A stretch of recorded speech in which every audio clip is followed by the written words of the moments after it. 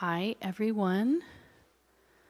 Thank you for joining us here at Gray Area. This is I want to say I don't know what annual, I want to say it's like the 6th, so no, it would be 12th biannual. I think it might be, I feel like we started doing them in 2017, but it might have been 2018. So I want to say it's the 10th or 12th biannual artist salon that we've had at Gray Area, which, if you don't know, is a time where we have artists from our incubator and sometimes research labs speak about their work in public in a TED Talk style event.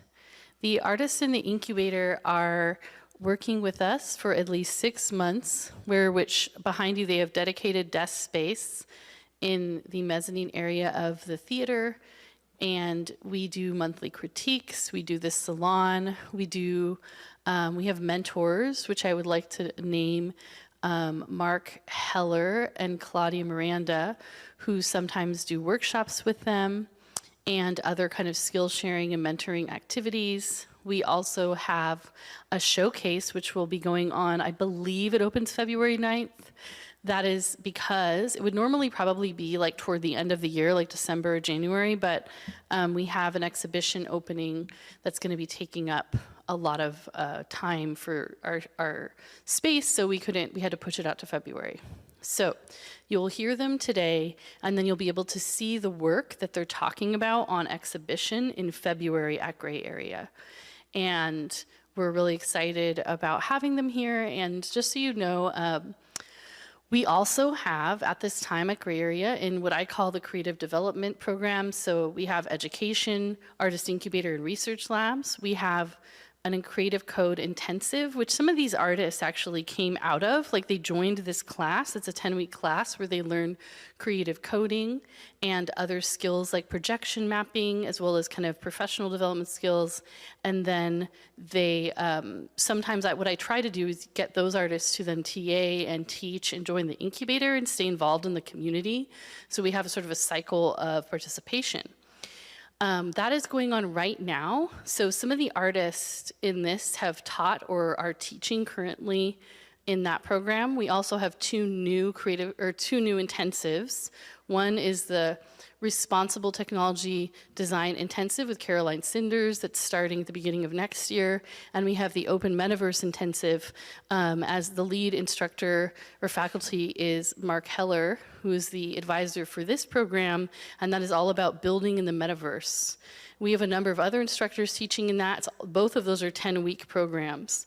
So the Responsible Technology Design is all about ethics and technology and designing with ethical systems thinking in mind and designing for human beings, not for corporations. And the Open Metaverse is about opening up the metaverse to artists and creators to learn how to create their own spaces, be those, 3D, immersive, NFT, like all the kind of things that are going on right now in online creation where there's a lot of kind of contested space. We're trying to create people who are not just participants, but really agents within this new metaverse space. So that's also a 10-week class, and that's starting in November. So if anybody here is interested in learning more, you can talk to me about that in between or after the talks, and hopefully after, because hopefully you're listening to the talks. And then we've also got one other thing going on. It's the Sea Change Lab with the Goethe Institute, and that is all about the future of cultural exchange. We did a series of workshops during the festival on that. We have artists from kind of all over the world, like East Coast, Africa, Europe, that are involved in this. So that's super cool as well. And there's some exciting new initiatives that are coming down the road for next year as well. Because of all these initiatives, one of the things that's going on is that me, Nikki Selkin, to introduce myself, the Creative Development Director of Gray Area, I'm sort of passing the torch for leading this incubator to a new staff who's been working with us for many years as an incubator artist, but also over a year as a staff, a part-time staff at Gray Area, named Steve Pisecki, who I am just so excited to introduce to you all. Steve is not only a photographer and filmmaker, teacher, Steve has taught projection mapping with us at other classes. Steve is a really important artist within the scene of San Francisco who does mixed media projection mapping installations where they collaborate with artists that are painters and graffiti artists and all kinds of things to make space in and around particularly the queer communities in San Francisco that are being erased. So Steve's work is extremely important and really vital to multiple communities within San Francisco.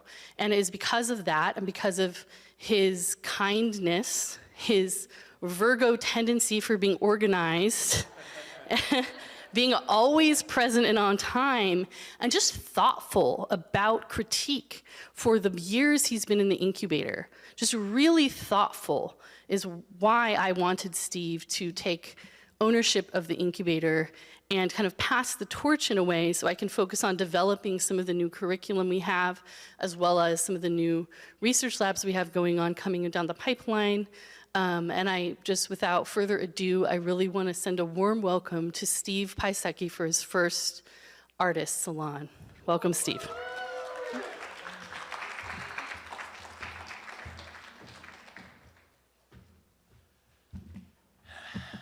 I'm blushing a little bit. Thank you very much, Nikki. So Gray Area is just a wonderful space. I remember the first time I came here to any show and just felt like this is a really great place to be. And then when I found out that there was classes and educational programs, I realized that that was a place that I could learn. And it has been very instrumental in my development and allowed me to grow more as an artist, and now eventually coming to lead the program. And I think it's been a great benefit to me, and I hope that I can help it be a good benefit to the artists that you're going to see tonight.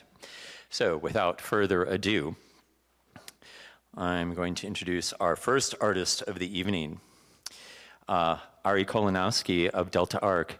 Delta Arc is an experimental atelier concerned with media, computation, and life science. By rendering literature and prose on architectural structures, they explore issues relating to land use, inequality, sustainability, and the interactions between players and agents in virtual reality and mixed reality systems. Ari of Delta Arc.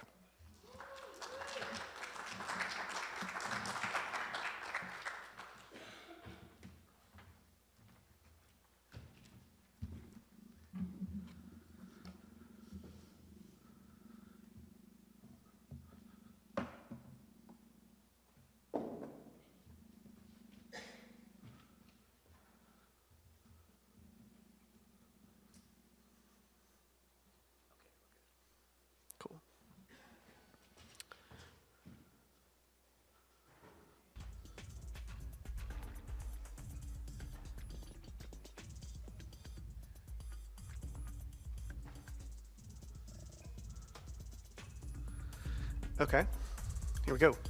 My name is Ari, and I founded and run a studio called Delta Arc Studios. Currently, the studio is working on games in Unreal Engine, like the one above, that uses custom forms of architectural AI to generate experiences. All these games, thematically, meaning the stories that the games are talking about, are focused on post-genderism, the end of gender, robotics, and the far future. And all of these games, culturally, are weaving together three different belief systems: queer futurism, Judaism, and transhumanism. And there's going to be a Q&A afterwards, so if you're curious about the political or cultural influences, we can always talk about it.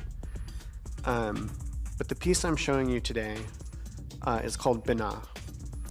And in mystical Judaism, Binah means contemplation. And it's this realm that's likened to a palace of mirrors, where the light of wisdom enters and increases and multiplies kind of infinitely. And this piece is like a little bit of an analog for that. The game is telling a far future science fiction story that suggests that the proliferation of carbon, carbon-silicon, and silicon-based life ultimately leads the universe itself towards greater wisdom, complexity, and power. So there's a fundamental kind of like religious and technological optimism that undergirds this entire experience. That's a lot of the philosophical background. I'll now tell you about the piece itself. So we're on an island. Binah is the name of the game. It's also the name of the island that the player occupies in this game. In the story of the game, the island is a monument to 5 different technological singularities that humankind experienced before they left the solar system. So it's a monument that humankind, this island is a monument that humankind left behind after it left the solar system. The island is also a facility, and it's your job as the player to find out, what is this massive facility for? So in the world of the game, you're one of the left behind members of humanity. Most of the human race, as we know it, is kind of gone, but there are some stragglers, and you're one of them. You've discovered the island, and you want to learn about it, avoid getting lost, and sort of figuring out what this is all about. It's a good time to mention the enemies. We just saw one of them. They're not exactly enemies, but there are these giant construction robots on this island, and these robots are building all these buildings live every single run of the game. So all these gray buildings that you see, they're different every time the game runs because there are like 50 different robots moving around the game and building them. These robots are charged with maintenance, defense, and managing the data on the island. And you have to be very careful about how you interact with them. In this particular playthrough that I have, I'm sort of sliding around them because I'm being really careful.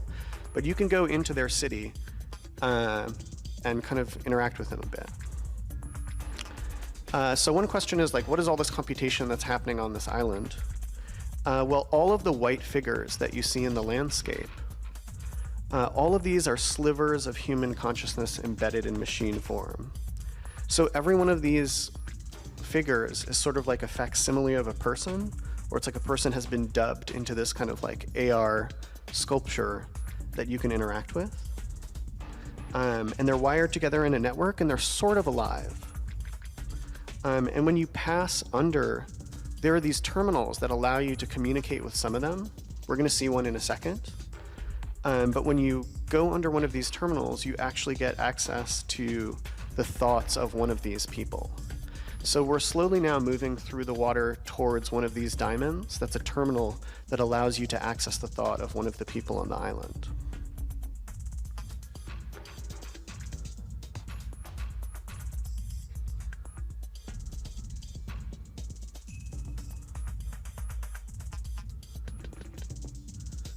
I'm also going to read this one to you. So again, you've just accessed the thought of somebody on the island. There's 50 of these diamonds around the island. Hopefully by the time the game is done, there's 100. But here's this testimony of this one person. One day, when I was really high, I thought, we shouldn't be making art for ourselves. We should be making art for the AI. Of course, you can make art for the heavily cyberized who might be somewhere in between. But what would AI art look like? Not art made by AI, but art that AI could appreciate. So I set about trying to get their attention. The first thing I tried to do was destroy my own immortality capsule as a kind of complete and total revolt, but also as a performance. My entire body, however, my entire body was immobilized by my brain-computer interface the moment before I struck my capsule, but I thought that the thought, hey, I reject this, might have been interesting to them. I remember also reading about an ancient practice called suicide, where one, I think this was before the ability to sleep through centuries, prematurely stopped the functioning of one's own physical body. So I tried to throw myself off of one of the space scrapers, but the same thing happened. I was immobilized. So I took the opposite tactic. I immobilized myself. I did nothing. I didn't eat. I didn't drink. It's one thing to stop a human being. It's another thing to influence a human being. And finally, it's another thing entirely to voluntarily puppet a human being, a way that I knew that they could, but it wasn't allowed. But also, it's not allowed for a human being to come to harm either. So gotcha, I thought. Family and friends visited me. I resisted them. I started to grow sick. It was then that Yamlook themselves, one of the AI, visited me in their actual body, not projected onto my vision. Do you like my performance? I asked. This is kind of my performance at the crack of our society. Yamlook looked at me a long time. Do you know about kintsugi? They asked. I shook my head, parched. Some of the ancients, they continued, some of the ancients had a practice in which when a vessel broke, they filled the vessel's cracks with gold, a precious metal of the time period. Why? I asked. The idea was that in embracing flaws and imperfections, you can create an even stronger, more beautiful work of art. I just stared. It was Yara, another AI, who first applied this idea and concept to you. They said, you are the gold woven into the broken cup, and we are the broken cup. So you appreciated my art, or you appreciated the art that I made for you? Yes, said Yamlook. All of us AI appreciated your art. And even in the outermost edges of our art and culture, we never entirely do away with human thinking. And because of you, we never will. So whatever you decide to do next, it's up to you, and we won't interfere. I thought about it for a long time, and then I said, can you bring me a glass of water? So there's 50 people who you can access their thoughts, and this is one person, and this is their one experience, probably in 10,500 AD or something like that. But as you go around the island picking up these different diamonds, you get a sense of what these future society looks like. And the game is open world, but there are 5 different areas you can visit that will unlock an end condition for the game. There are 5 different monuments in the game. So one monument represents when humankind defeated climate change and was able to balance the biosphere. One represents how we mastered cryonics and sort of defeated death. Another represents how we became very good at brain-computer interfaces and infused with machine intelligence. So we're actually looking at one of those monuments right now. So this is the Angel of Silicon, which is the monument to humankind's sort of fusion with machine intelligence. And these monuments are sort of embedded in these big structures in the world, and you have to kind of go find them. One of the other monuments represents how we mastered biology and made billions of different kinds of bodies for ourselves. And the last is a spoiler, so I can't talk about it. So yeah, this is the kind of basics of this game. I would say that this game is about 75, 65% of the way there. Here are some things that I'm thinking about improving as we go forward. I want to have stronger interactions between the players and the robots that are building the island. Right now, you just kind of don't want to get crushed and don't want to get lost. But maybe that can become more complex. That's one of the robots, by the way. Oh, it just disappeared. It's building right there. It's building a little bit of island, and then we're kind of running away from it because we don't want to get crushed. Some other things I'm thinking about for improving the game is that I'm not sure if I'm going to stick with these big gray structures or actually make more complicated forms of architecture. I think that the island itself could use a few different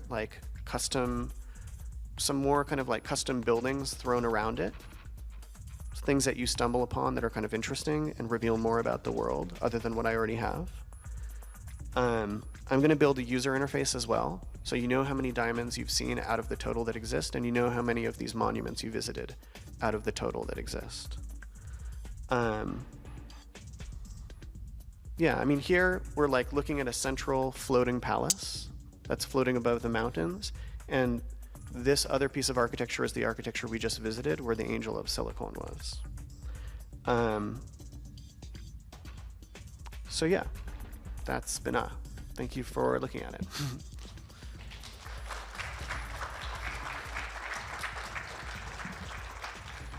I'm going to leave it running in case there are any questions. We can go back and forth. If there are no questions, no worries.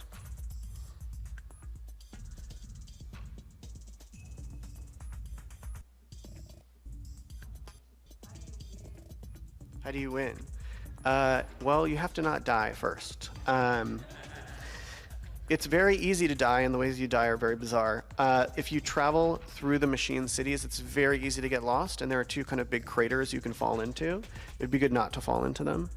And you win by just visiting all 5 of the monuments. That's when you trigger a kind of transformation, on the island, which is as much as I'm going to say. And the games will be, I have actually 4 games that are sort of like this or in this universe, and they're all going to be available on itch.io shortly. This is another one of the facilities on the island, and this is another one of the monuments. Any other questions?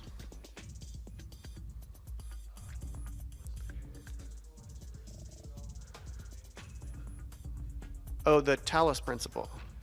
Yeah, partially so, definitely. There's a little bit of similar like aesthetic and a little bit of similar theme stuff going on there.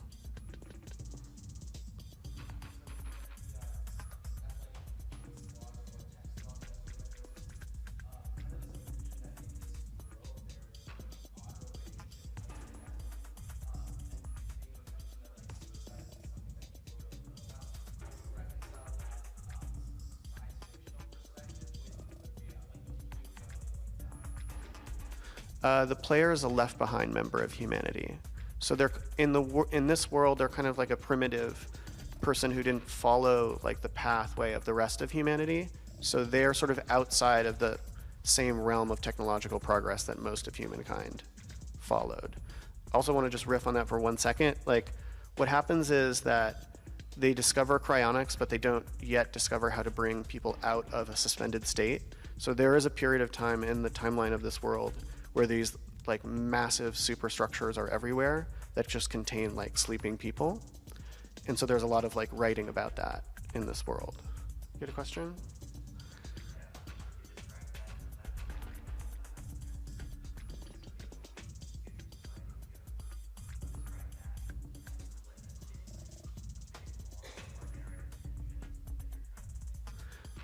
I think that there's these like 5 different ages, 5 different technological singularities in the history of this world, and different people like peeled away and didn't follow the path that the majority of humanity took. And I actually weirdly drew inspiration from my own kind of religious history, where in the 1700s, Jewish culture sort of split into like those who followed the Enlightenment and those who took like a different path. The Hasids took a different path than those who followed the Enlightenment. So that was some of the like background that made me start thinking about how that worked in this game. Might be at time, yes? Okay, all right, thank you so much.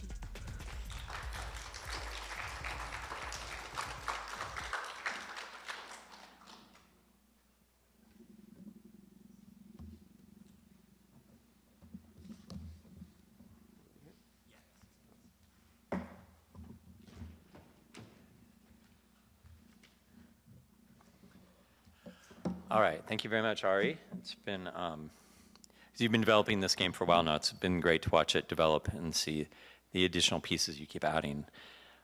It's been good to see. So our next artist, Stephanie Chui, is an artist and technologist based in the Bay Area. She enjoys meshing more traditional art mediums like painting and sculpture with technology such as computer graphics, soft circuits, and data analytics.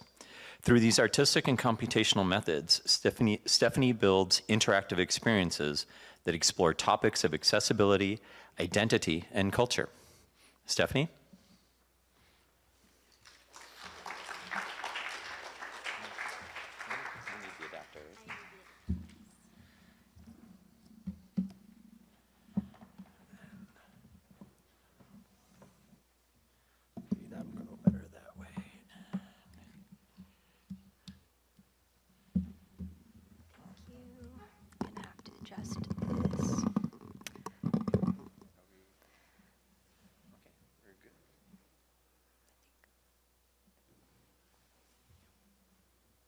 Oh, okay.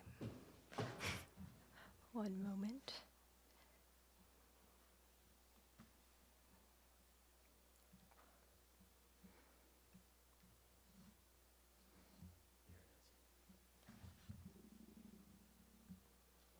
Sorry.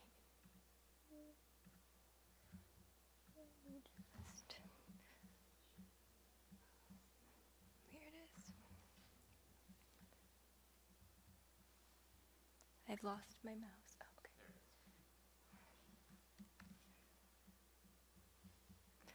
Okay, thank you. Hi, I'm Stephanie. I'm a multimedia artist and technologist from the Bay Area. I recently graduated from WashU in St. Louis, where I studied computer science and math, and today I'll be talking about my art practice along with what I've worked on in the past and what I'm working on currently. So I draw a lot of inspiration from colorful, immersive spaces and pieces like this. Artist Rachel Yoon brings new life into no longer desired objects like discarded fake plants and broken old handheld massagers, and the work of Toshiko McAdam and Seth Glowpainter integrate color and yarn into sculpture and create pieces that fill up the space both visually and physically. I'm also inspired by these surreal and almost glitchy sculptures created by Grace Lee Lawrence, and it makes like a physical sculpture look as though it were warped digitally. And also this living wall by Leah Buckley, who incorporates sensors and lights to build this cool interactive wall. Right now I'm really inspired by all the sculptural work, and I think I want to take that into my own work going forward. And I ideally want to create like interactive pieces that use physical elements and sensors and soft circuits that create this dynamic, tactile piece that speak a lot about topics like disability, accessibility, sustainability, etc. And so now for my own practice and artistic journey, despite having a technical background, I've always been creating, learning, and trying as many art forms as I can. And you'll see that a lot of my work is tactile and in more traditional mediums, although recently I've been crossing over into the digital realm, but I'm still kind of a newbie. And makeup was actually one of the first forms of art that I was drawn to, and it's been a passion of mine for now like half my life.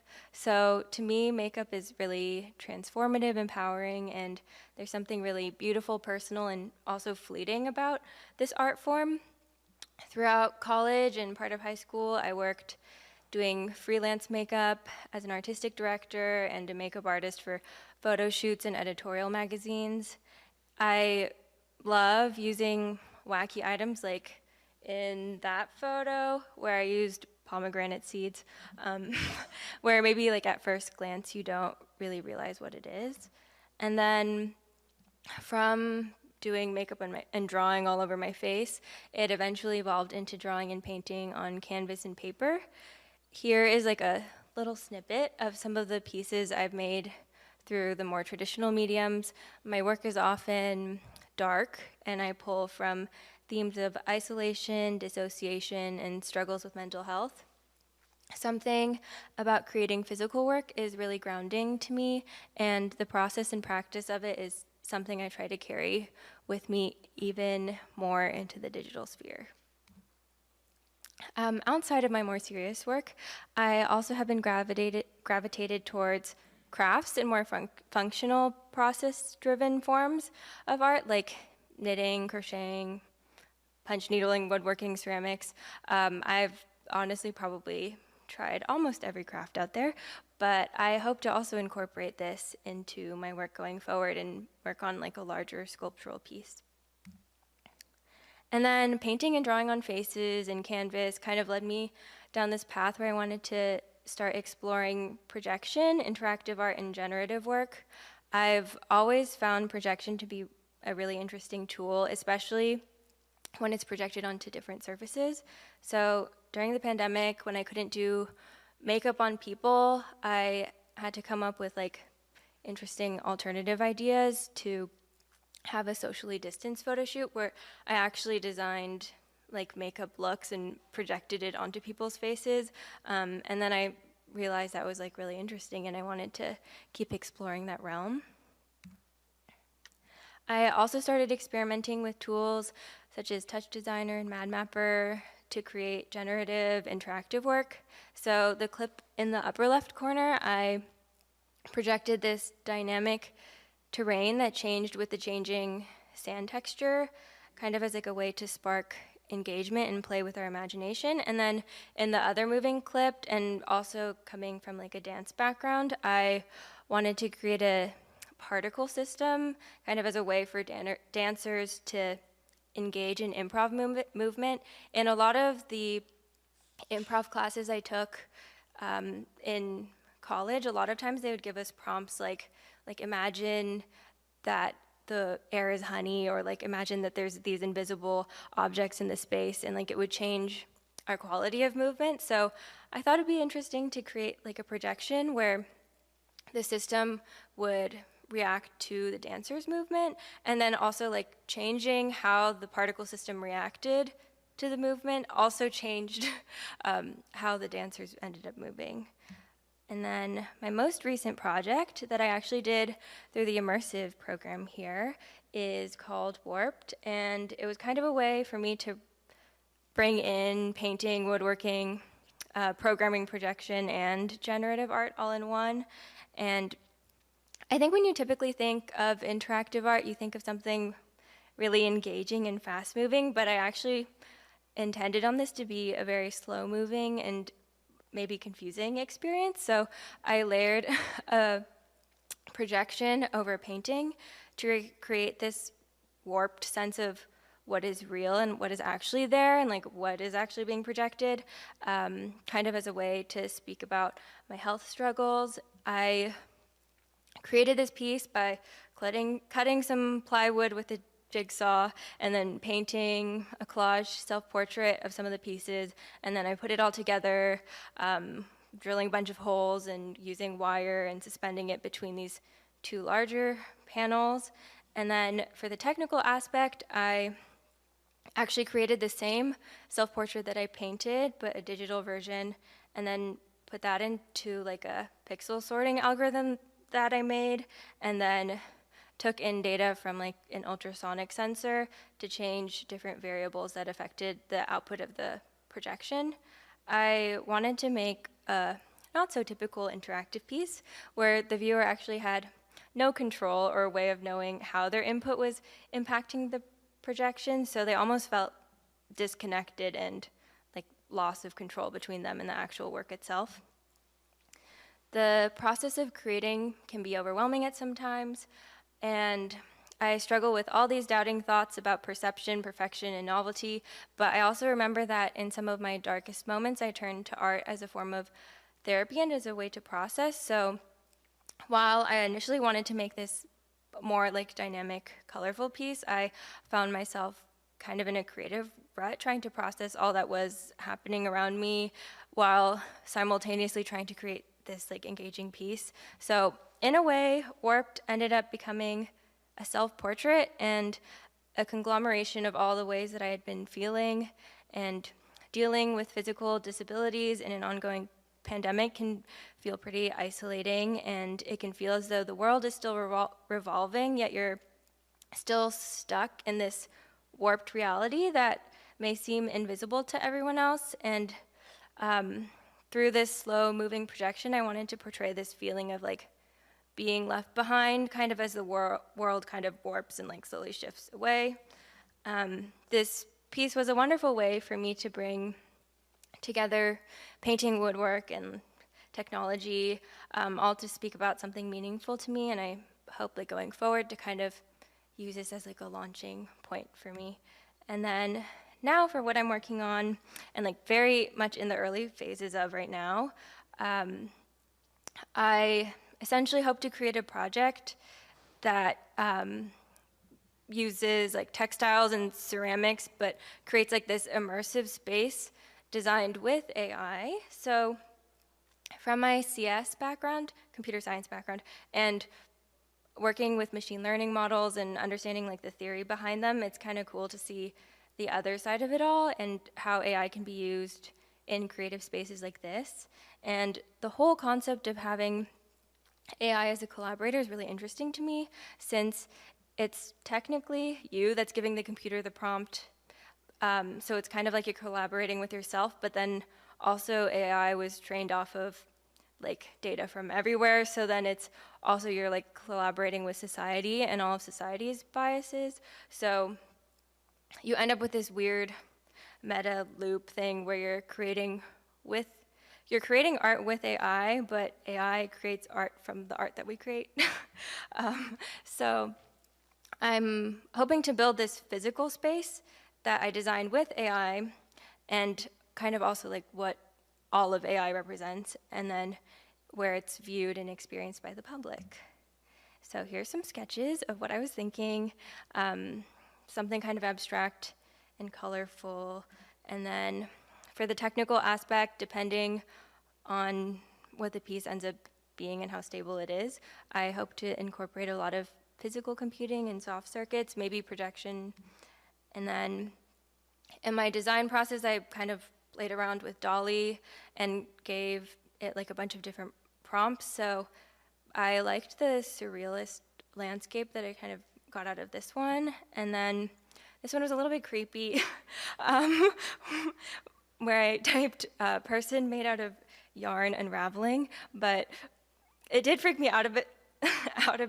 But I actually think it's interesting how AI warps faces, and also just like the way that it's like really unclear, and like the anonymity of the faces is something I kind of want to carry in my sculpture.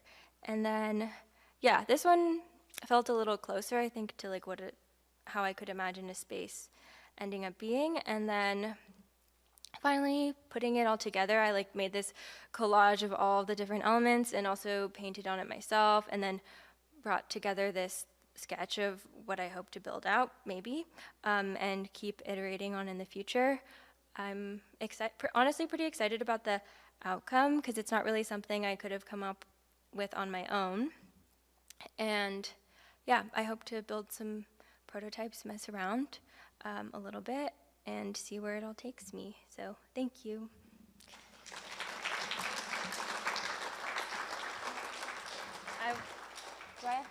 Do I have time for questions or no? Yeah, are there any questions? It's okay if not, no pressure. Yes. Oh, how big is it gonna be? As big as I have room in my room for. So not that big, but yeah. As big as I can make it, yes. Warped is like currently occupying like an entire wall in my room, so. Okay, I will unplug, maybe? Yes, thank you.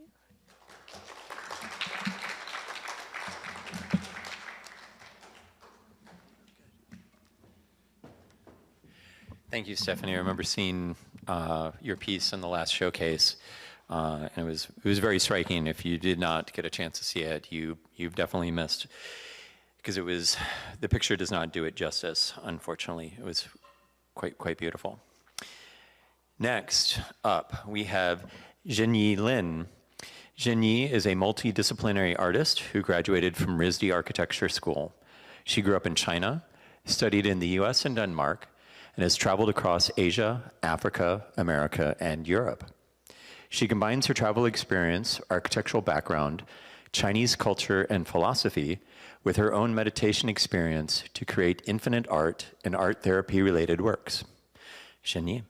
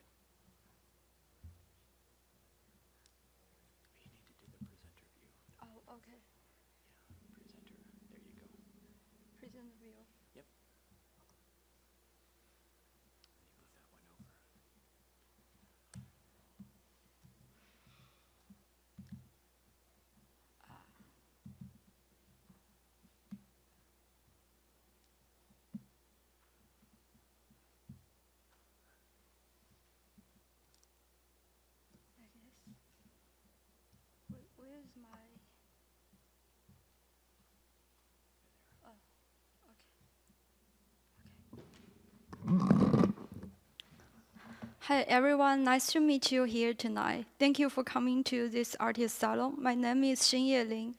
I'm a multidisciplinary artist, and this is my project. Here's some brief background about me. I'm a multidisciplinary artist, music producer, and with urban planning and architecture background. After graduation, I was working on parametric architectural design research at New Lab, New York, and at the same time, I also work as a curator and an educator. In last couple years, I also developed some course with professor in Harvard and MIT about robotic design. And I recently moved from New York to here, and really interested in sci-fi related work and therapy, culture, and self-identity related topic. After those years' experience, I hope my work could give more depth and give the audience some guidance of meditation and speak to their mental world. So during the past year's study, I traveled to many countries. I used to only focus on architecture and urban planning, but the more places I visited, the more I obsessed with the art, cultures, philosophy, and meditation. While exploring the world outside, I'm also learning myself inside.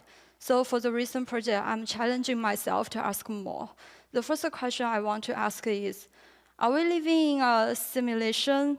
What is the reality?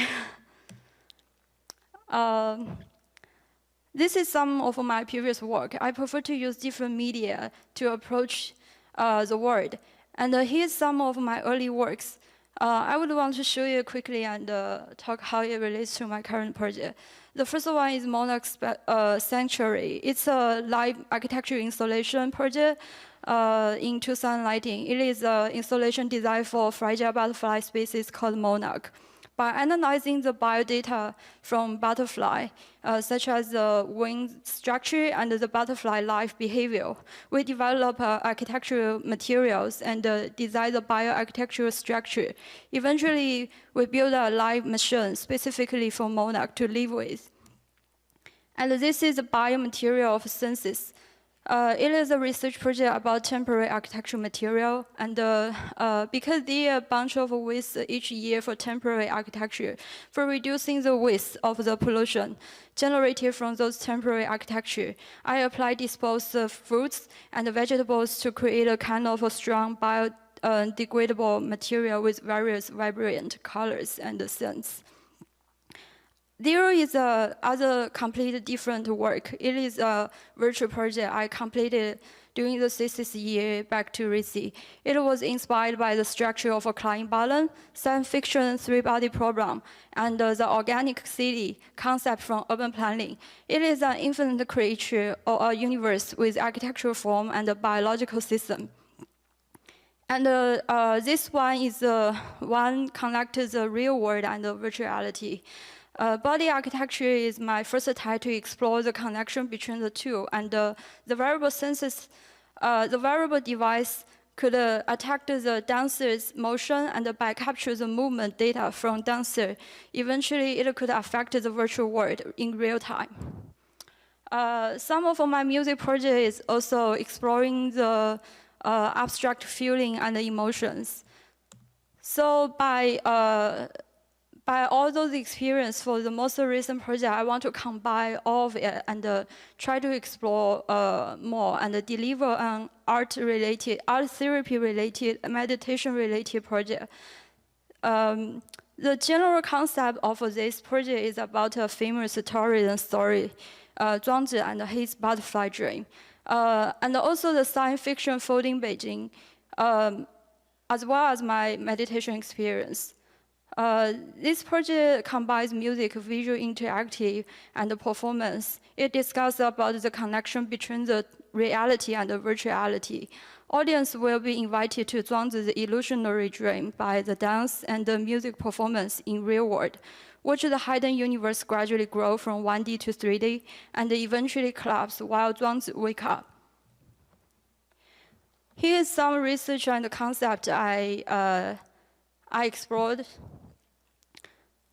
Zhuangzi is a really famous book in China. It's an ancient Chinese text from later Warring State period, and which contains many stories. And the most famous story, Zhuangzi and his butterfly dream, is like one day Zhuangzi dreams he was a butterfly, and the butterfly feeling and fluttering about, happy with himself and doing as he pleased. He didn't know that he was Zhuangzhou. Suddenly he woke up and there he was, solid and unmistakable Zhuangzhou. But he didn't know if he was Zhuangzhou who had dreamed him was a butterfly, or a butterfly dreaming that he was Zhuangzhou. Between Zhuangzhou and the butterfly, there must be some distinction. This is called transformation of things. There are also some similar theory here called brain in vat. And I also found a really interesting idea from Indian philosophy. It's called samsara. Maybe the pronunciation is not correct. It's talking about the life circle, and it's a loop. So after that, I also found a really interesting video. Let me play it. Where's my mouse? Oh, okay.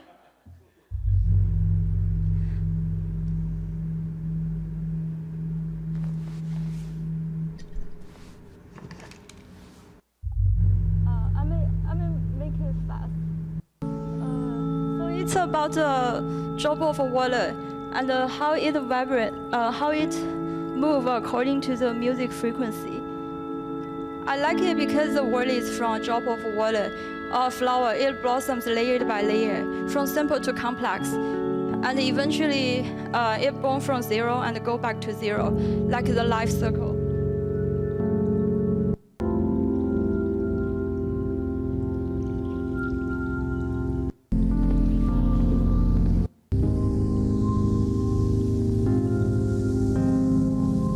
Like our life, we generate from one drop of simple water and eventually become more and more complex. And eventually we all die and back to the simple form. Yeah, that's it. And here's my mind map of the project. I divided it into 3 or 4 sections. The first section is performance. And the performance would capture the motion data, and those data would trigger the visual art and the music. And maybe I would also include the scent while I play different frame of the story. And for the story, I have 4 scenes. The first scene is about Zhuangzi fall asleep, and the music part would be really quiet, and the word of the visual word would generate from 1D to 2-dimensional. And the second frame is butterfly dance. The butterfly would gradually come up and guide Zhuangzi to explore the hidden world.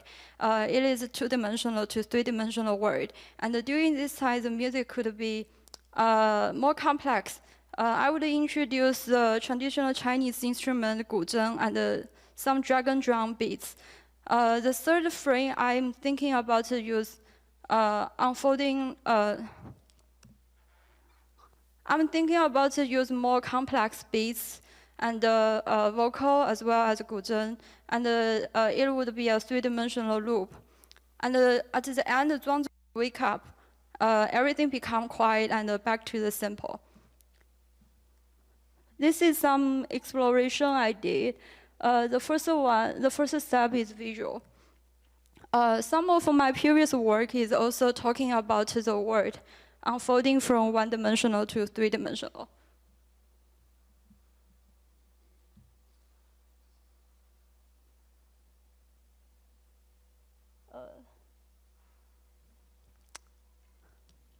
Really? Well,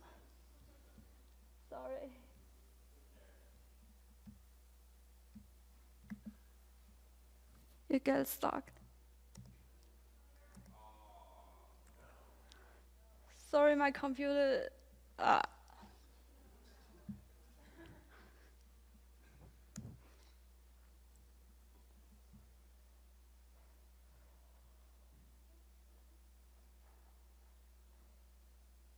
Well, maybe we can come back later. I don't know why it doesn't show up. So after that, I decided to start from my experience of meditation. I draw some illusion I saw when I meditate. And by processing those images and divided them by some hexagons, I created some secret geometry-related word. Eventually, they start to communicate with the same ball frequency.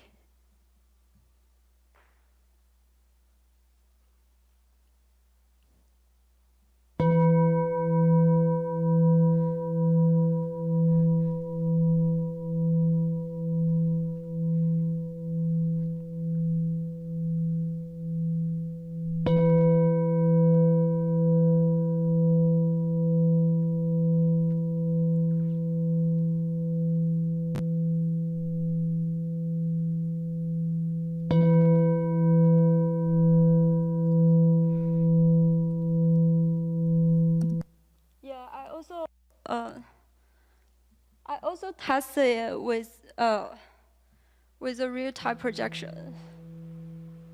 That's me.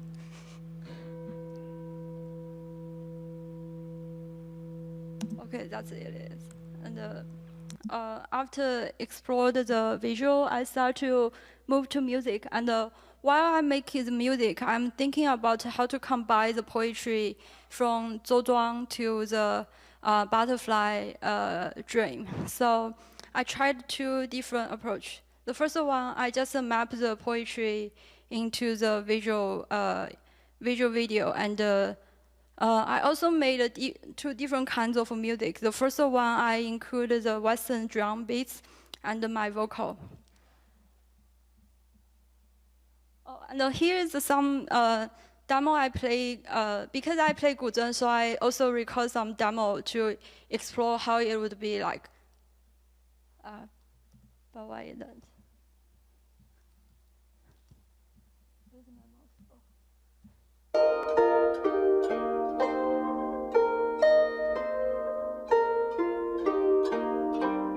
mouse? Yeah, so after that, this is the first test.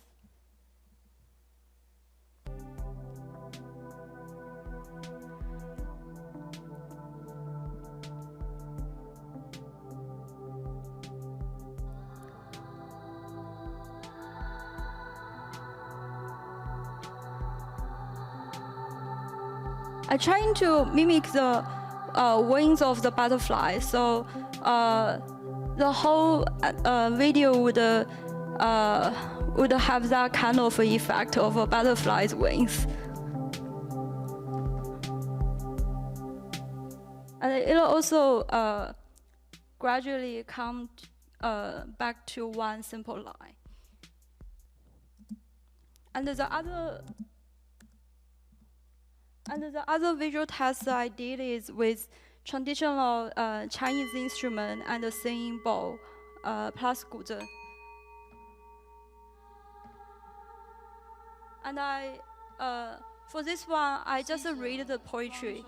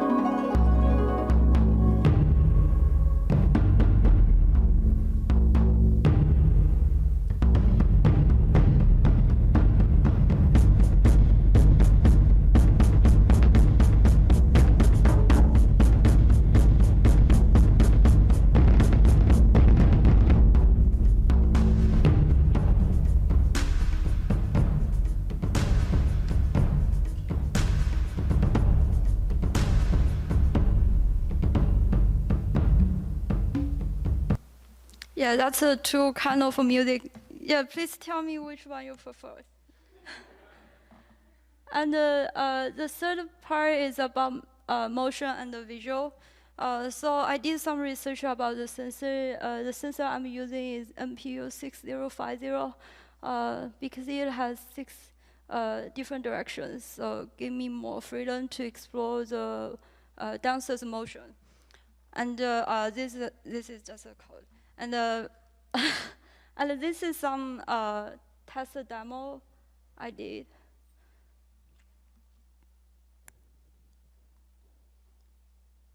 In that right corner is my hand with the sensors. So if I move the sensor, it could also affect the visual videos. Yeah. And this is some logic behind. I just gave the data to the visual, gave to the geometry, and the data, the different directions data could control the geometry and give it more freedom to transfer from each other. Ideally, it could apply to the final work, and the dancer's gesture could recreate the depth of the visual. Yeah. So my next step is to combine the 3 direction and design the performance and give it more interesting storyline. And also I need to give the sensor more freedom, so I need to figure out how to do it wirelessly. That's all. Thank you so much.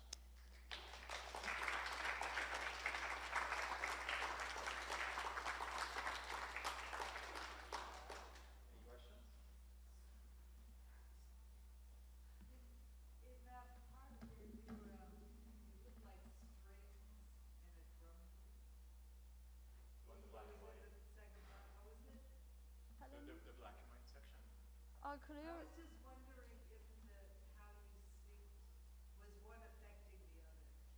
So in the black and white was the sound generating the animation. Oh, okay. So I just analyze the depth of the vocal and the beats, and I control the. I just import the data to the visual part, and the software I use is Touch Designer. By reanalyzing the music data, I can control the. I can use my vocal to control the direction of the movement and give it a different direction, also the depth.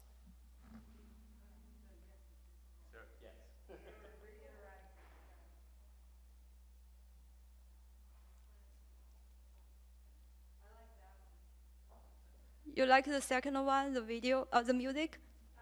Yeah. Thank you so much. Yeah, I will keep going on that direction.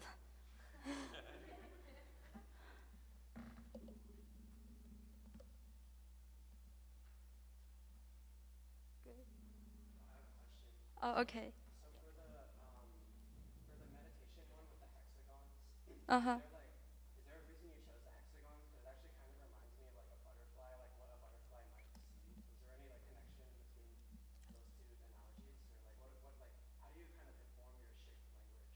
Oh yeah, because hexagon is from the insect eyes.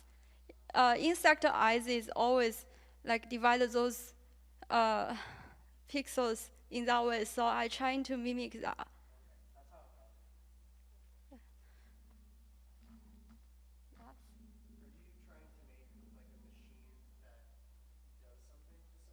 Like, do you have a purpose behind the machine that you're making? If you're like making a meditation machine, or is it more just like to represent these concepts? That's a really good question. I don't think I'm developing a machine. I just want to create a performance to help the audience to understand the philosophy idea I recently really obsessed with. And also when I do the meditation, I do feel I get more understanding about this philosophy concept. So I'm trying to use our language to reduplicate that concept.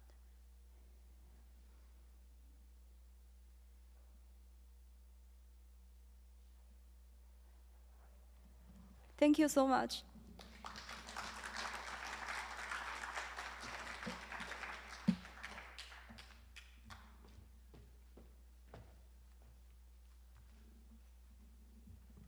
Thank you. I know we're looking forward to seeing what sort of an installation, meditation installation we will have in February.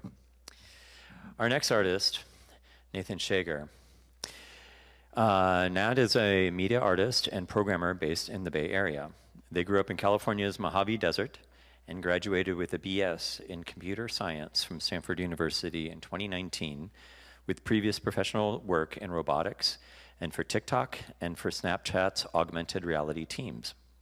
The work utilizes computer graphics, AI, XR, and mixed media to explore topics like ecology, morphology, digestion, yearning, and queerness. They believe that each new interface affords the reinvention of oneself, and each new connection creates the possibility of understanding other beings. Nat?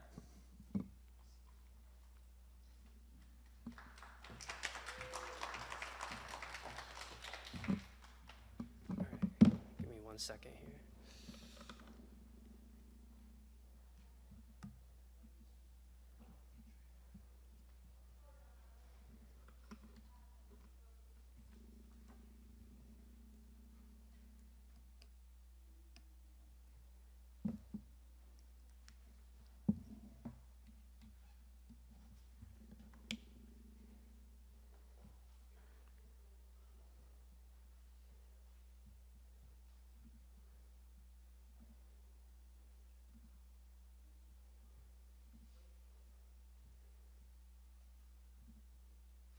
I think so. Oh yeah, there we go. Cool. Hi everyone, my name's Nat, and today I'm going to talk to you about my sort of primordial art practice, which I kind of am summarizing by calling it agents, affect, and augmentation. And Steve did a pretty good job introducing me, but my name's Nat, and I'm a media artist and a programmer. I studied computer science previously. I've worked in augmented reality for various companies, and I'm also a creative coding immersive alum here at Gray Area, and I'm currently teaching the A-frame class. So it's a really fun program if anyone's interested. And there's like several alums in the audience, I've noticed. And my art currently has to do with simulations, shaders, and then also some analog stuff like ceramics, painting, and fashion. And my hobbies include plants, invertebrates, and meditation. So I'm gonna go over some of my previous work just to show where I'm coming from, even if I'm not really like there anymore. I used to work quite a bit in Blender doing kind of like almost like daily or more like weekly renders, and they tended to be like really squishy and kind of like exploring some like queerness and non-humanness. And this is one of them. Here's a few more. I think these ones are a little bit more emo. They have like skulls in them and stuff. And yeah, like I just kind of got this huge collection. I definitely developed a color palette over time. There was a lot of like pink and blue and a little bit of green. And yeah, here's a video of a web experience I made at a hackathon recently that kind of it's in a similar vein, just like very kind of like squishy, abstract, pulsating. And this is kind of what I always gravitate towards aesthetically, even if thematically, like it's kind of like changes over time. Oops. And whoa, how did the video scroll up like that? That's amazing. Here's some like TikTok filters I made while I was like working there. The first one's called Magical Transformation, and it's Sailor Moon inspired. Oh, hold on, I have to fix the sound.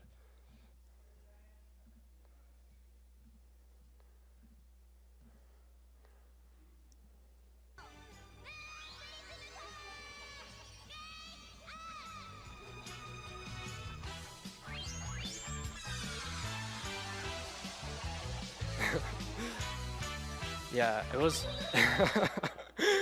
it was a lot of fun to make. I was like trying to learn shaders at the time, and that was a pretty good way to do it. And then here's another one I made that's like a little bit in a different vein. It was kind of inspired by video feedback artists with some slam controls, which is like basically if you move your phone around, then you can influence the direction of this like feedback tunnel. So those are like, if you've ever used TikTok, maybe you've seen those filters. I've also done some fashion stuff, which will kind of like come back and talk about towards the end. And fashion kind of I realized it helps people navigate different identities and like try on different, just like different versions of yourself. And I felt like photo editing is almost kind of like a form of offline augmented reality, especially if you're kind of like changing different elements in the scene. And it is kind of like inaccessible, which is why I like augmented reality quite a bit. And so I guess like I have a lot of disparate interests and I'm trying to combine them.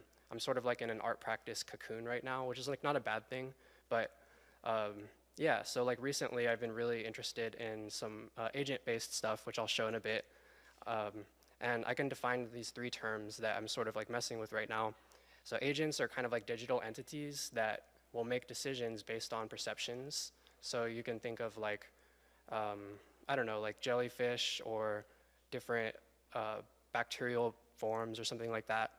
Affect is bodily experience, which I loosely term like mood, and a lot of like philosophers talk about it, but it's like you can kind of perceive it by the way a body is moving around. And then augmentation is something like maybe XR, but maybe more broadly, it can be like the enhancement of any digital presence. So, and then here's a quote that is kind of informing all of this. It's by Spinoza, who's one of my favorite philosophers, and it's like, I shall consider human actions and desires in exactly the same manner as though I was concerned with lines, planes, and solids. And yeah, so like, I guess I'll just show some work that'll make more sense. So recently I've been doing agent-based simulations and trying to combine it with augmented reality. You kind of have to start with the agent-based simulation part though. So here's some of my results. This is done with Unity and kind of like looks like a little bit more bacterial. Here's one that looks like a cabbage that got chopped in half. And here's one that looks kind of like wrinkly, but there's like millions of particles and they kind of like form in these like wrinkly patterns. And so I've been like really interested in how these different particle systems sort of like, what like agitates them or like what kind of like drives them to form in this manner. And can we like characterize them or like empathize with these like digital agents in a way? So yeah, when I say like exploring non-human affect, that's kind of what I mean. It's like particles can have moods or affects. They can have desire, agitation, attraction, repulsion, non-human entities in general. Like, how do you characterize these things? And in order to understand them, I guess like I like the idea of interfacing with them and like playing with them either through augmented reality or games or something like that. And here's another video.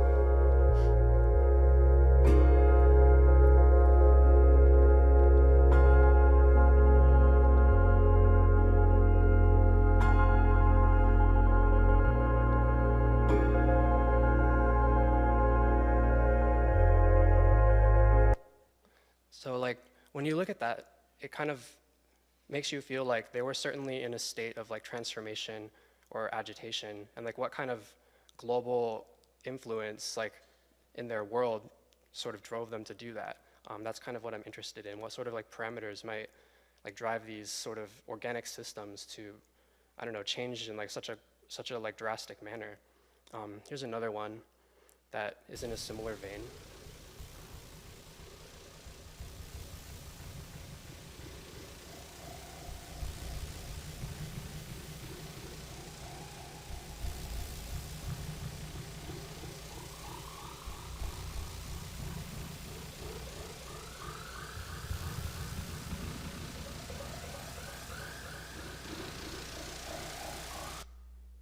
So yeah, towards the end, they like completely changed shape.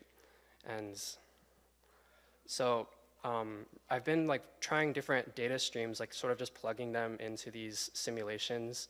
And it started off, so when you're playing with these simulations, there are a lot of sliders. It's almost like playing with a synthesizer.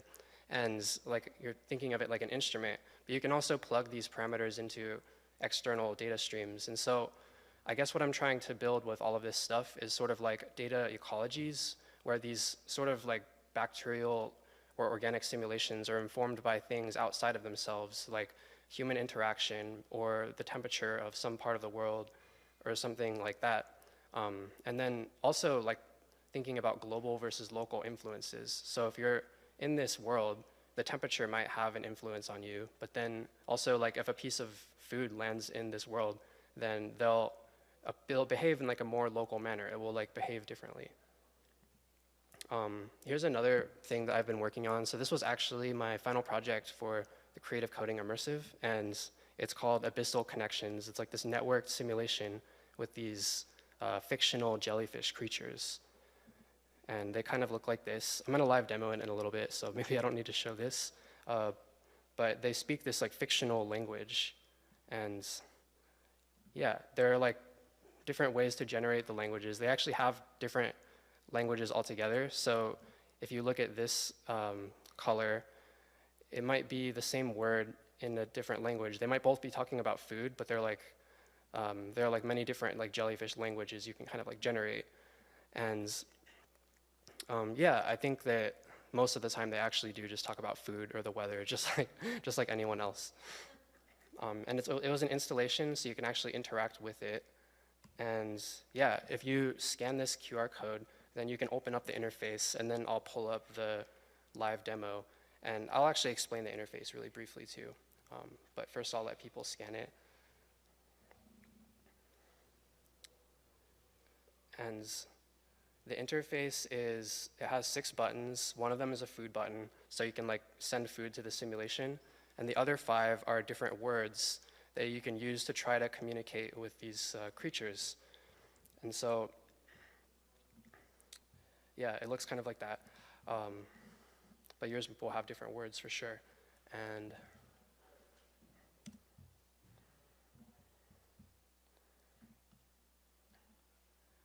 yeah, so I can see that like several people are already interacting with it.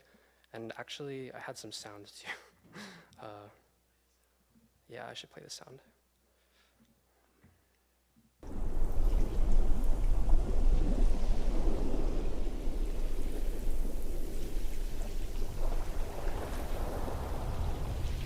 So every time you push a button, one of them will light up, and then you can kind of like look at the color that they glow afterwards. Sometimes it's really subtle, and sometimes it's not. But basically what's happening is that once they display this color, oh, it's actually really dark. There we go, it's much better. Once they like display this color, the other jellyfish around them will kind of like keep speaking. And so they'll have these like conversations. And like right now there's like so many interactions that it's kind of like, they're mostly just like talking with you all and like less with each other. But they also talk about like food that's nearby, they'll greet each other. And then something I'm planning on adding is like the temperature of the ocean. They'll like discuss stuff like that. And all of these different colors are like different words in their procedural language. And so whenever you click a word, you can kind of, I don't know, maybe try to figure out like what their mood might be depending on the color that they respond with. And yeah, that's the basic idea.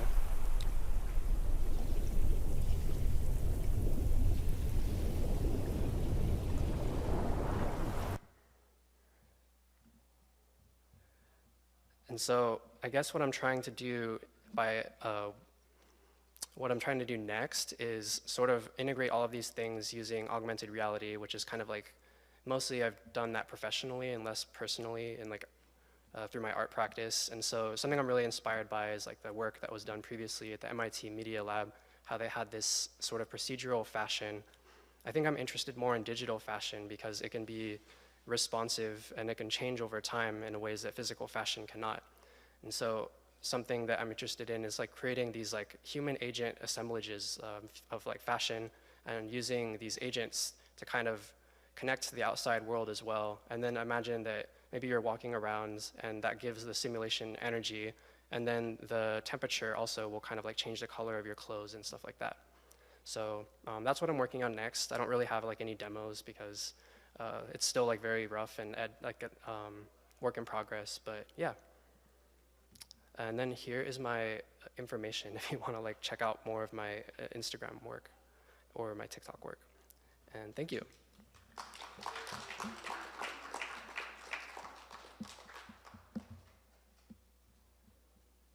Oh yeah.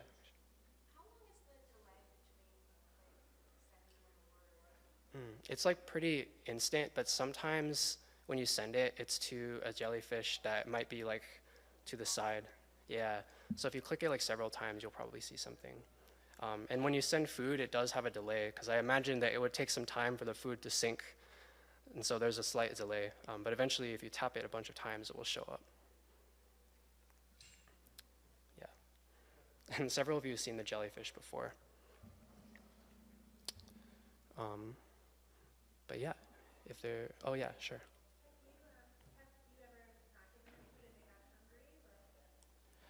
Oh, like do they get hungry? Yeah, the simulation's constantly running, and as far as I know, there is food that gets dispensed without human help, and I kind of wanted to attach that to some other data feed as well, but I wasn't exactly sure what. I'm still thinking about it, but they don't get hungry. No, they're constantly eating, and I've checked to make sure like they have a hunger level, and they'll actually swim slower if they're hungry. So, but they usually don't get hungry. Yeah, if you were worried about them.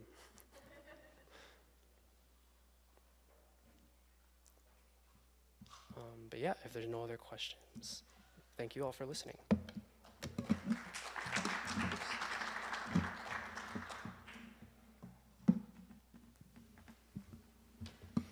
Can you hear me? All right. We are actually just going to be swapping out this microphone.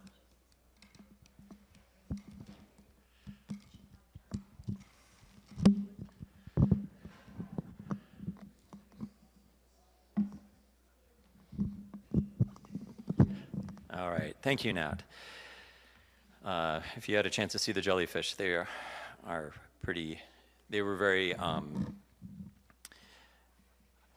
didn't get a chance to play with them very much because they were very popular, and a lot of people were engaging with them and feeding them and making them quite happy.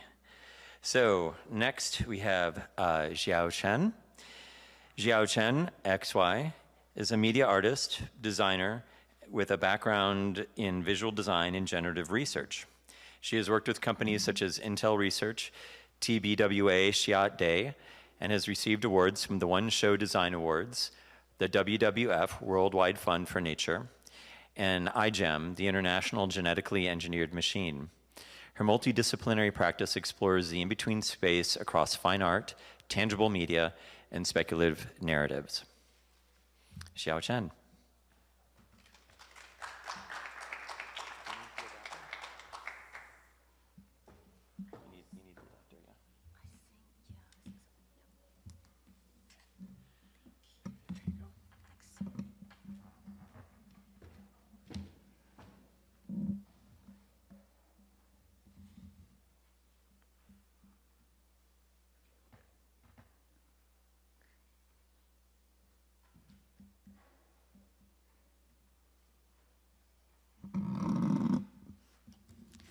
Hi, everybody. So my name's Xiaochen, and I go by XY. I was born and raised in China, and I'm an immigrant, and English is my second language. I've been in the Bay for about 2 years. So I am a media artist and also a product designer. For the past few years, I've been working in the field of conversational AI voice assistants.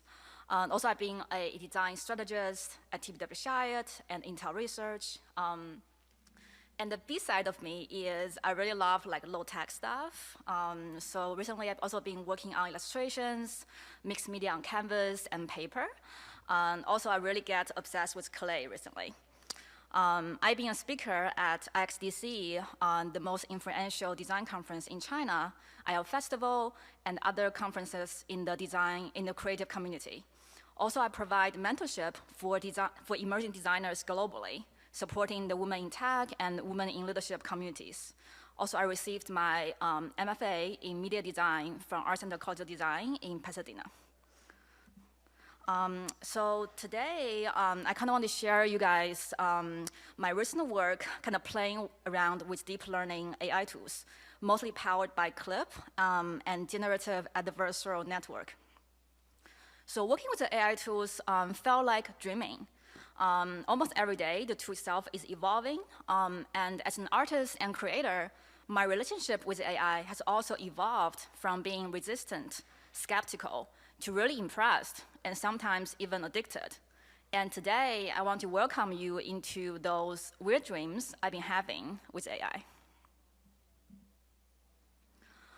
So while I was mostly having fun play with AI, until I started to render Asian faces, I noticed that the skin tone often seemed off, and it's really hard to achieve quality details. Especially with women figures, they often appear in specific ways, in terms of gesture, body language, social status, and so on. It frustrates me as an artist and also as an Asian woman myself. If I were a chef, it felt like I'm cooking with this pan, but can neither control the temperature nor the ingredients of this dish. So those experiences got me thinking. Deep learning algorithms are shaping the global cultural ecosystems. They seem invisible, while they're actually embodied and material. They recommend and sometimes control what we should see, listen to, read, and buy on a daily basis. It also influences us to make aesthetic and psychological decisions when we create media. We thought we were training machines, but what has the machine trained us? To see, to feel, to express, and to create. And what does it mean to be human in this new context? What has the machine trained us? So all of those lead to my current project, the Atlas of Alien Women. There's AI hidden in the term.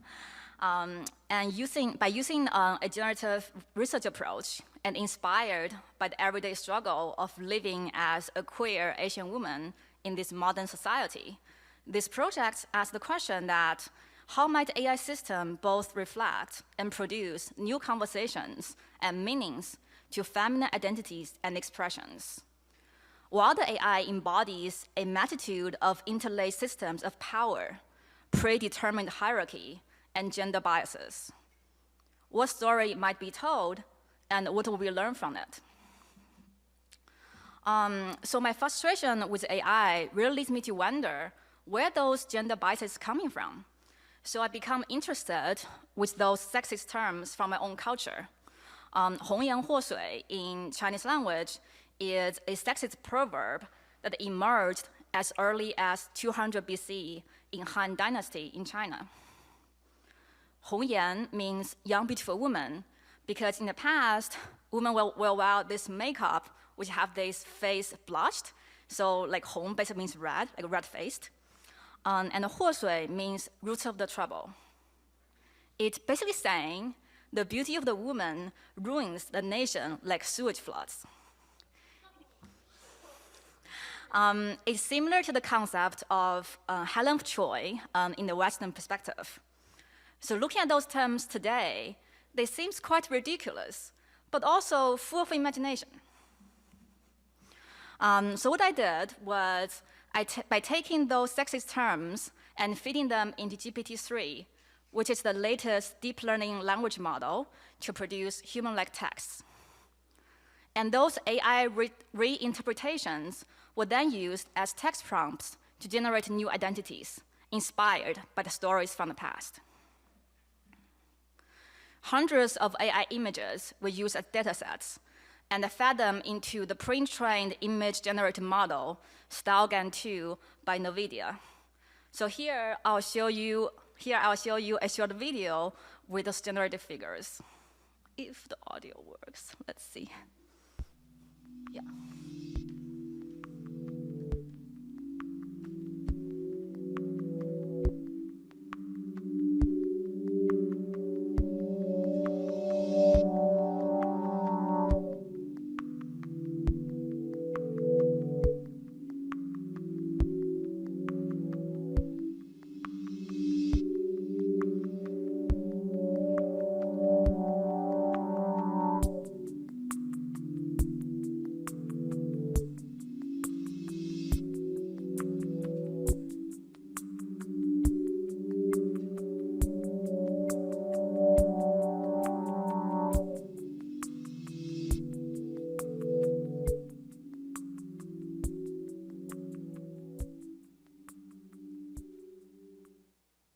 I really like kind of off, like eyeliner, and sometimes also like for like Asian eyes, people say like, oh, your eyes are so small. Sometimes I thought you're like closing your eyes. So there's a lot of like myself I've seen through those renders.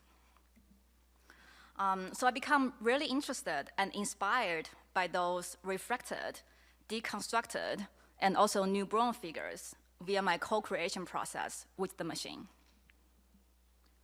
They don't look like me, also they do look like me. They become alternative self-portraits. And they reminded me of the feminine energy inside me, soft and strong, gentle and fierce. They are waves of emotion, and we as women constantly have to deconstruct and reconstruct ourselves with the fluidity of our identities. Quote, AI can seem like a spectral force. It's more like an idea, an infrastructure, an industry. It's a form of exercising power, a way of seeing, a two-word phrase onto which is mapped a complex set of expectations, ideologies, desires, and fears. Quote from Atlas of AI by Kate Crawford. New contexts and stories emerged from these AI-generated identities. They seem poetic, sad, but also violent and angry at the same time. They were tears, blood, raindrops, and new ideas added by the machine from the latent space, inspired by the stories from the past, and created by machine as the supercognition from the present. Working with AI has challenged the traditional notion of painting, creating, and image making.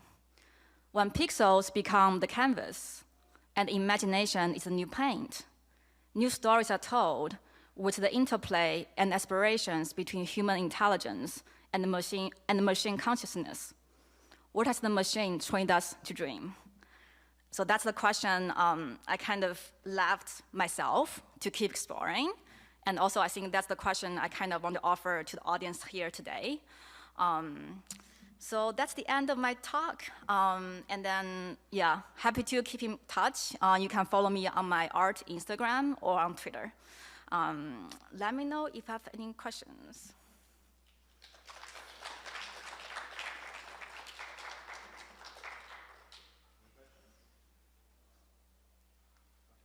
Sure. Thank you.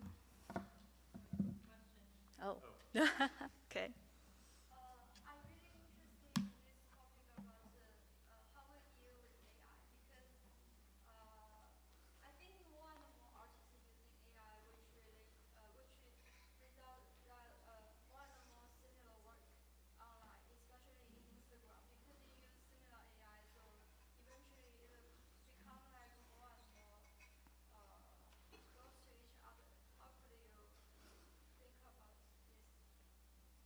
Yeah, for sure. So like from the time I've been playing with AI and following the trend on Twitter and elsewhere, I do think because the nature of machine learning, in a way, the similar patterns trained by the machine, like the top result you ask more from the machine are more accustomed, or the machine are more trained to create similar things. So in a way, we're creating these homogeneous like identities or homogeneous aesthetic. But I'm seeing that more on the craft level, where I do think a lot of like concept art or art as a drawing in a way. I think there's a lot of things focusing on the techniques that are being repeated. But I don't think AI will ever replace artists. I don't think any like artists, creators who want to, or who are like more pushed by the AI to think about like, oh, what's the things I can do more by working with the AI or leverage it. I think that's the trend.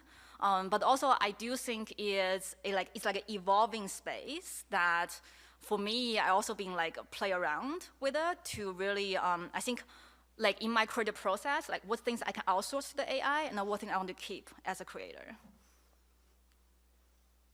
Oh, it's another question. Hi.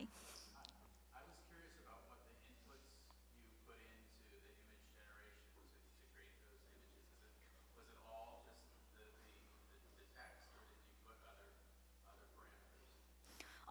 So it's kind of like a cooking in a way. So the bulk of the text was really inspired by those like sexist concepts. But then it's kind of like, oh, this is a recipe, but then I always alter my ingredients, follow the process.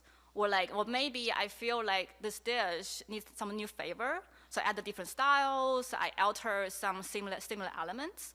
So for me, it's like is this the core concept, which is the terms from the past, but I kind of iterate and like alter to have a result I feel it's truly to this expression I'm going for. All right, thank you so much.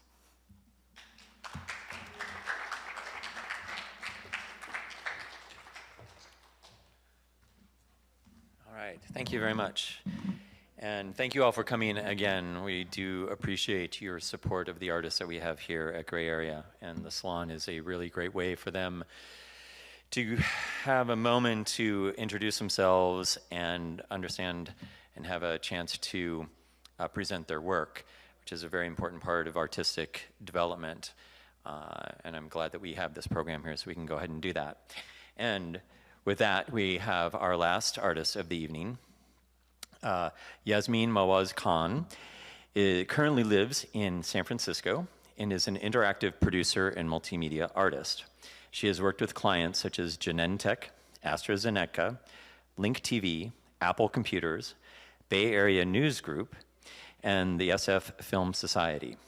She has shown at the Yerba Buena Center for the Arts and built large sculptural installations with the Flaming Lotus Girls.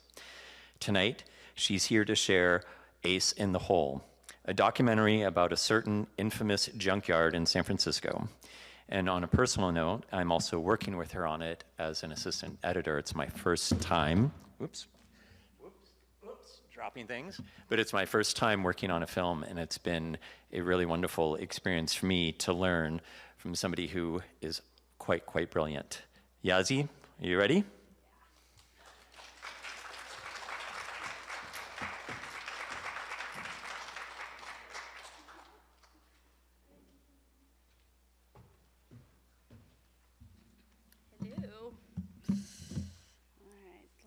This guy going.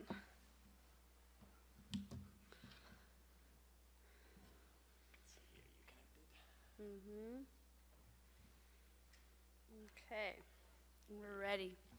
Are we good? Yep, we are good. Hi, everybody. My name's Yasi, or Yasmin. I'm the director of Ace in the Hole, a documentary about Bill the Junkman Kennedy and a very special place called Ace Junkyard. Sadly, it no longer exists, but this film is telling the story of that and all the amazing things that came out of it. So 25 years ago, Ace Auto Dismantlers was an auto wrecking yard or business like any other. Then one day, an artist walked through the gates and changed everything. The film centers around Bill the Junkman Kennedy, who is the proprietor of Ace Junkyard. And over the years, he helped many artists and makers realize their dreams in San Francisco. And over time, the junkyard became a place of significant cultural influence in the underground music and art scene here in San Francisco and beyond.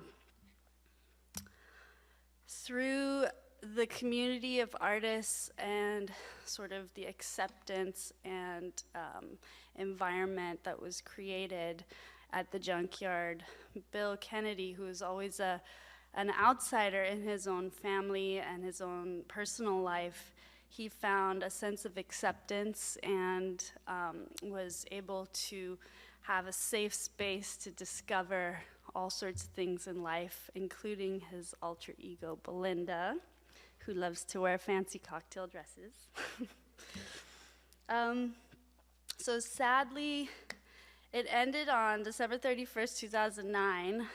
Generally, the landlady disliked all the shenanigans that were going on at the junkyard and was always looking for any opportunity to get rid of Bill and all the freaks that went to the junkyard.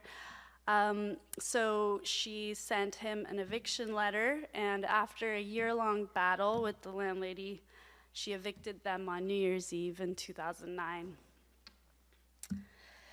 So my involvement with this story and the process of making this film started when I learned about the eviction in 2009.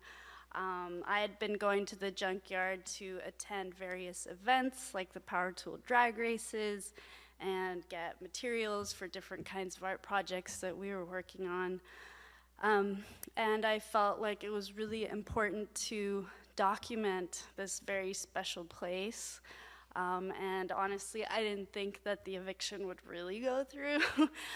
But, and also I thought I was only gonna make a short film.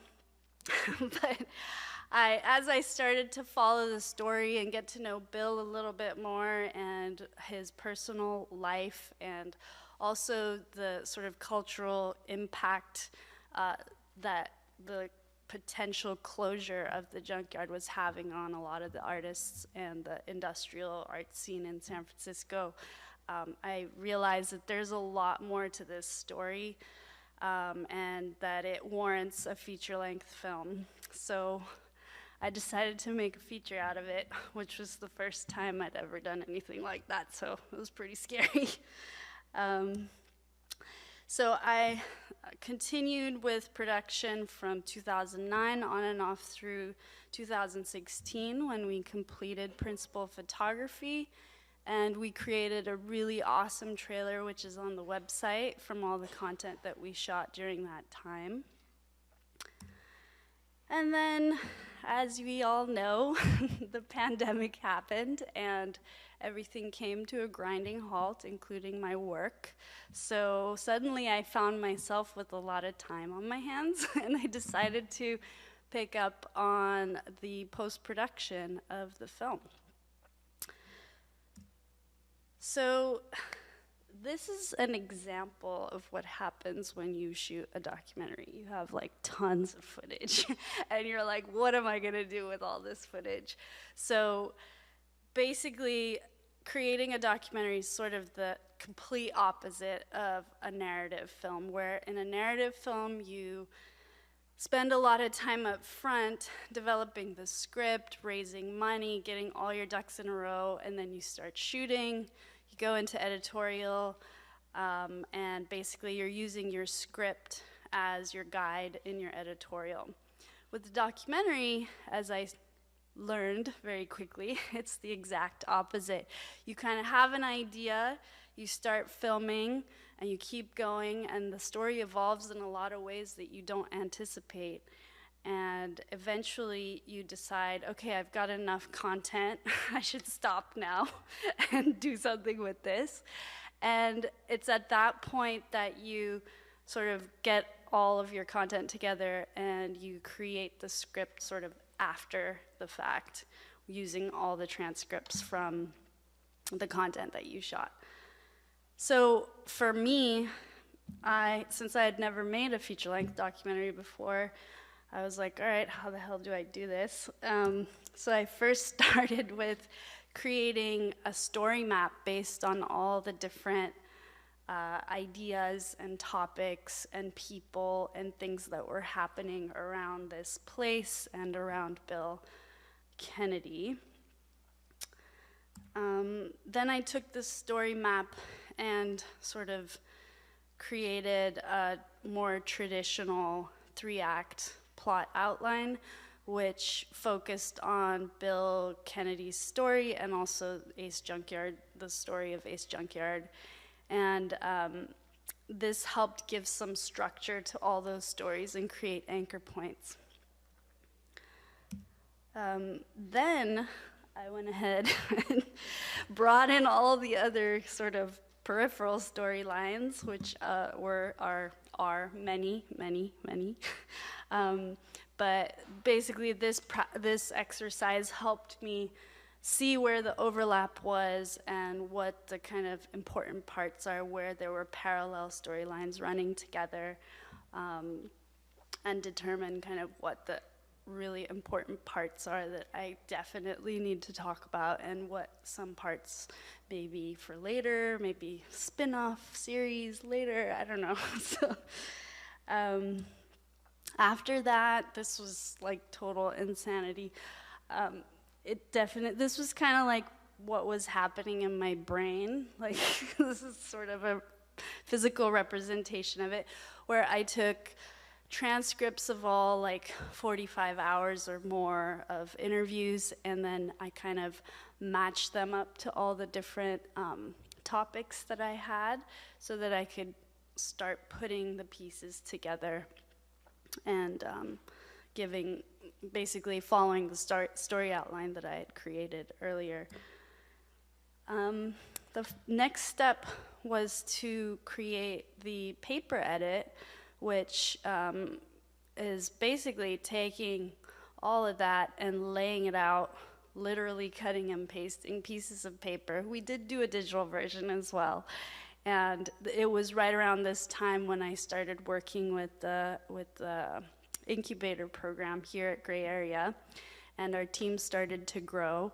And it was really awesome because it helped in the collaborative process, as well as like just being able to go through the mountains of content. And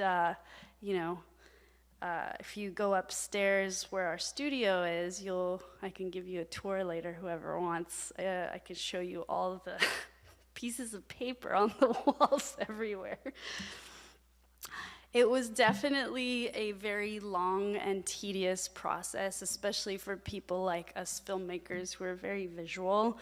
It took about 1.5 years to complete the paper edit, but in the end, it was really, really helpful to do this because it saved us a ton of time and money, and it really helped us get the rough cut to where it is right now in a much more expedited and efficient way, because we managed to work through a lot of the story structural problems and work out a lot of questions that we had on paper rather than going back and forth on video, which would have taken a lot longer. And then we've got a little bit more to go. We're pretty close to being done with the rough cut. We have a few more phases left on post-production, but we're hoping to be done. I don't want to say when, but hopefully by the end of the year, we'll see. One of the most important things to me in my practice is collaboration, and I was really lucky to have such an amazing team to be able to do that with and really make this film what it is. So without further ado, I want to show you some clips that we've been working hard on, and we think that they're pretty cool and gives you a little taste of what was going on at the junkyard and what this film is about.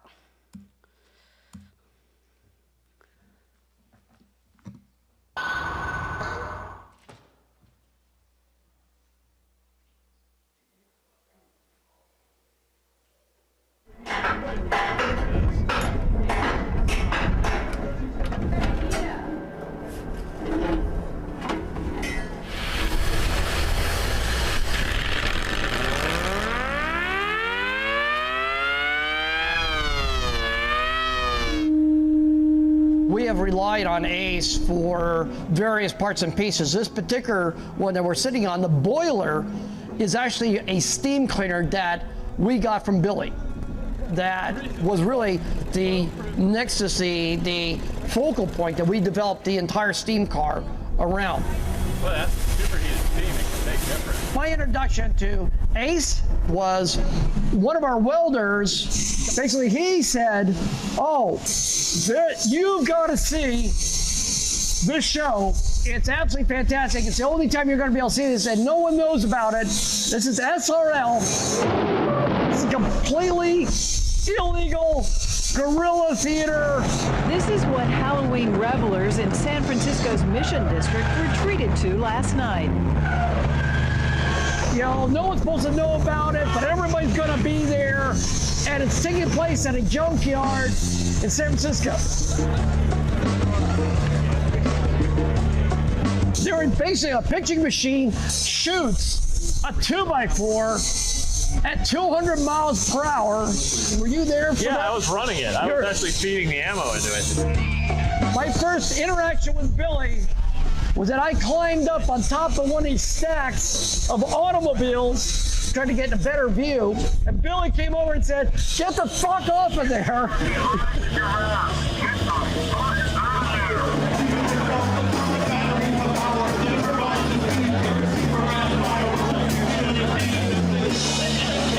Then we fired one. It went through a pallet of computer monitors, hit the junk car, went through the fender, ricocheted off the engine, and pried the hood up the other side of the car and came about halfway out. That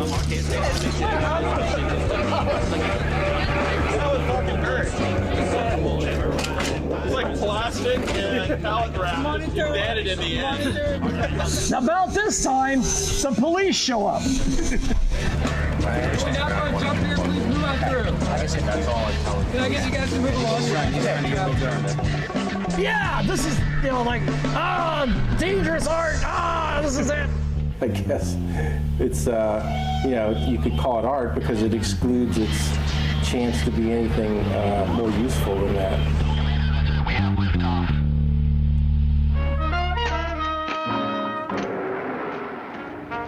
Some guy will stick a shiv in you someday, Moose. Hoarding all that bread. That'll be the day, kid.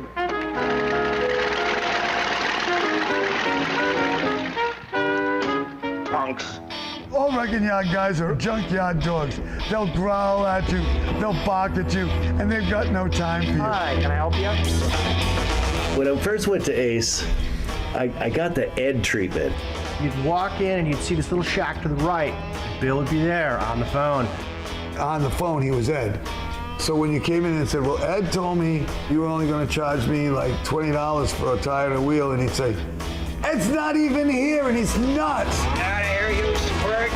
He was like a lion. I mean, if he got angry, he would start throwing rotary phones all over the junkyard. I came in with a six-pack. He put it up on the counter and be like, hey, man, I heard you have some good mechanical gear. Oh, mechanical gear, huh? And it'd be the same thing. Prove why I should help you. I had this dream in which I covered my car with cameras and drove around and took pictures of people looking at it. When I woke up in the morning, I recalled the dream, and instead of dismissing it like one normally would as something crazy, I decided that I would spend the next 6 months doing it. In 1995, I was making the camera van, and I've got a problem. I'm trying to make the cameras flash simultaneously with the push of one button. Well, what we need to do is go see Bill at Ace Junkyard, and Bill came out and looked at the car, and he was like, oh, and he got a big grin and actually became enthusiastic to help. You know, the average guy that would have a junkyard would not give a shit if you wanted to make cameras on a van work. But Bill actually wanted to see it happen. We live on the edge of San Francisco. There's a little more elbow room to do stuff, and it's a little post-apocalyptic in some ways. Bill, what do you got for me today? What are you looking for? I don't know. I know when I see it. My first visit to Ace Junkyard, it was really just walking into a paradise of stuff. It's hard to describe the ocean-going wave of stuff moving through there. It changed every day. It wasn't a wrecking yard, it became an obtainium. You could obtain anything you wanted there. Humanity has made so much stuff that stuff is a fundamental element of the universe. You can do interesting things with that obtainium. I just love the idea of recycling the debris of society and the different kinds of things that came out of the junkyard were just amazing. There's no market here, there's no money, but there's incredible scene and freaks of every stripe and color harvesting the second-gen junk from Silicon Valley, and it was a bounty. so many people benefited from the good fairy that ran the place, Billy the Junk Man. If you were an artist and he liked what you were doing, he wouldn't let you pay for anything. He'd just like turn his head and say, "I'm not looking, quick, steal it." I've spent most of my career building art out of found objects and junk. So Ace Junkyard was like the dream resource. You don't find many people who will sell you a jet engine for $150 that works. I'm kind of the guy behind the curtain, you know. I'm the wizard behind the, you know, and I never did this for the fame and for the fortune. That was never the point of it. This is truly for art. You're doing it for the love, for the creativity of it. Help yourself, because art never pays. You know, art is a bad debt. Call the collections agency on that dude Art, because he never pays. Well, over the course of ACE, a whole culture bloomed around it, but the proprietor bloomed too. The story of ACE is as much Bill coming out as it is this whole world that came out around it. Opening up the closet door. Bill started playing with his nails and some interesting dress quietly off to the side at night. Yeah, I have to see, are my sleeves straight? It could be a little straighter, but they're pretty straight. Little did I know, Mr. Junk Genius, Mr. Creativity, Mr. Engineering Mind is actually a stunning Belinda. Yes, I'm so pretty tonight. It's Belinda. Thank you, Jesus. My nails are gorgeous. I don't know anywhere else in the world where I can work for a junkyard owner and he's a gruff motherfucker, clang, bash, rah, rah. And then you look closely and he's got purple fingernails. Honey, I was the only drag queen at Power Tool Drag Races. I hate to call myself a drag queen, but you know. One is there's nothing drag about it. Okay? There's nothing drag about it and there's nothing royal about it, I guess. And I just, you know, drag queens to me are not really women. They're caricatures. Does that make any sense? You know, they're so over the top and it's almost disrespectful to females. I understand the whole drag culture and like a lot of people are into it and it's all fun. I have no issues with it. But for myself personally, going out and dressing up and looking pretty, what about that as a drag, you know? I was on the Junkyard Wars show. We took a picture of Billy as Belinda and had it on our car on the dashboard as our lucky angel to guide us through the race. And we did quite well, we think, probably because of that. I'd like to say he was a better looking woman than he was a man, but it's kind of a toss-up.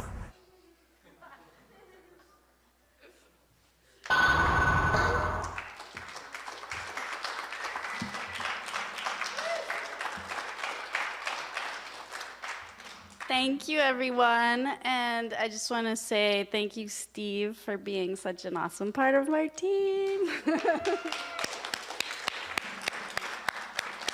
So it's a rough cut. There's definitely a lot of stuff that we're still working on, but we thought it was one of the best representations and super fun to share with everybody. So, does anybody have any questions? Yes.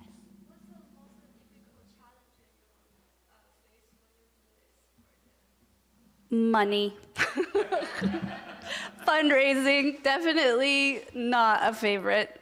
I'd rather just make the thing than have to worry about it, but that's just part of life, you know. So, yeah. Anything else? Is there a way we can find out when it's out? Yeah, we are on all the social platforms. We're on Instagram as Ace in the Hole Doc, and we also have a page on Facebook. I think it's Ace in the Hole Film. We've got a website as well, aceinthewholefilm.com. There's a newsletter you can sign up for. So yeah, definitely. And a TikTok. Yes, we have a TikTok. So, yes. 2055 McKinnon Street. And so that's like off of Bay Shore, right, in the industrial part of town. By the Clam House, right, behind Bevmo, actually, yeah. By the Luxor cab, actually, if you know what that is. Yeah. Yeah. Any other questions? Cool. Thank you so much, everyone.